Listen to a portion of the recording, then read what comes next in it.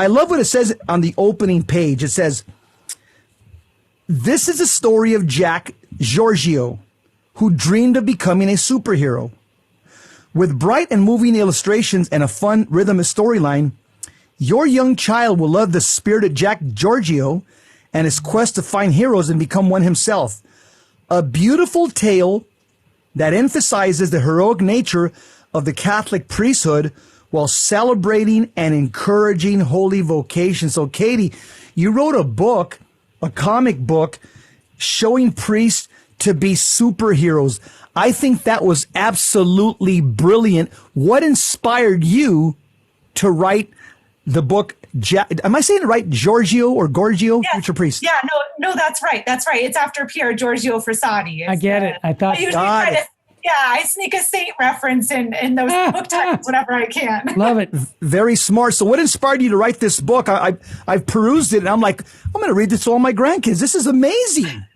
Oh, yay. I'm so glad you like it, Jesse. And thank you for such a kind introduction. You know, I really can give credit to my own sons. Like you said, boys just have this propensity for wanting to look for superheroes, for wanting to be superheroes. So the idea for this book actually came so many years before I even wrote it. My oldest son was then only a toddler, and I would take him to daily mass with me, and we would talk about how the priest was like a hero and how he had superpowers through the grace of God and how the sacraments were like weapons against evil. I love it. Wow. And those conversations really planted a seed for this book coming to life years later. And excitedly, both of my boys, one of them's 8, my other boy's 1, and or almost 2, I should say. They haven't put it down since it arrived. So my toddler son won't go to sleep without it. And it's just been really fun to see, and exactly what I was hoping for with this book. My daughters love it as well, but it especially captures the imaginations and excitement of little boys, which is what I was hoping for.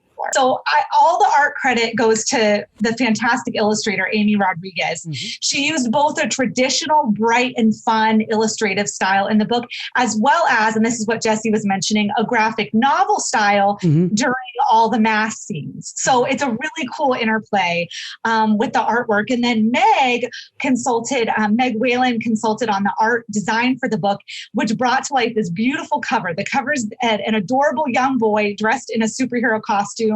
And behind him is the presumed shadow of him as an adult priest raising up the Holy Eucharist. So Love it's really amazing. We've already had some people tell us that they just cried looking at the cover. So it's such a blessing. And then the book starts, this is the story of Jack Giorgio, who dreamed of becoming a superhero.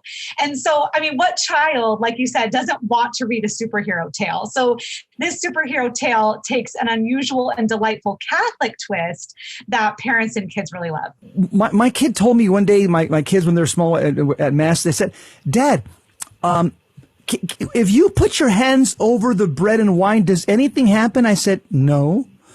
They go, "Why not, Dad?" I said, "Because I'm not a priest." And back then I was very into martial arts. I was a black belt and teaching and stuff. I said, my hands, I said, I can break wood, and I can, I can fold heavy bags in half.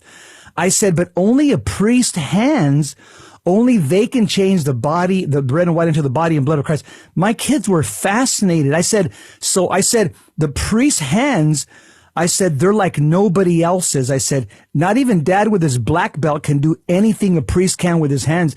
My kids remember that conversation to this day, that there's something special about a priest's hands.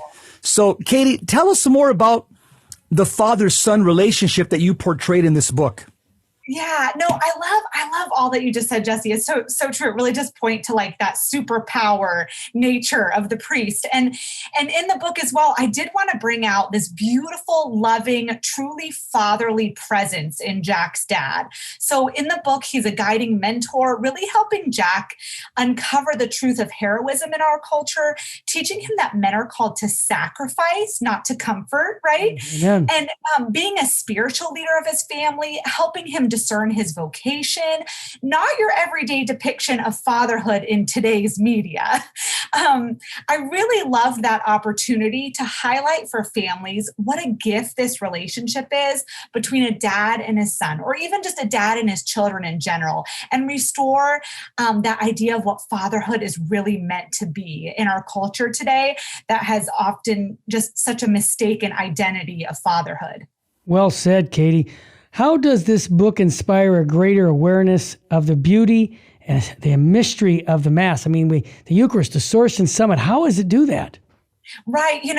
Jesse just gave a great example of just noticing some of the superpowers of the priest, like in his very hands during the transubstantiation. But so much of the book is really meant to highlight that beauty of the Mass and the sacraments. It's kind of meant to be a wake-up call, even for the parents reading it with their kids. Like, let's not zone out when we're at Mass. There's a miracle happening. Amen. Right front of our eyes at the hands of the priest. And there's angels and saints literally among us. Amy does a great job actually depicting this in that part of the book, showing the angels and the saints physically present at Mass. Awesome. And then looking at the sacraments as literal weapons of grace. So the book talks about how confession really does set us free, and the Eucharist really does make demons flee. And so to help draw some of those connections for children can really help them look at the Mass and the sacraments with new eyes and just be really excited to see how God is at work in the way superheroes are, in the movies they see, in the comics they read.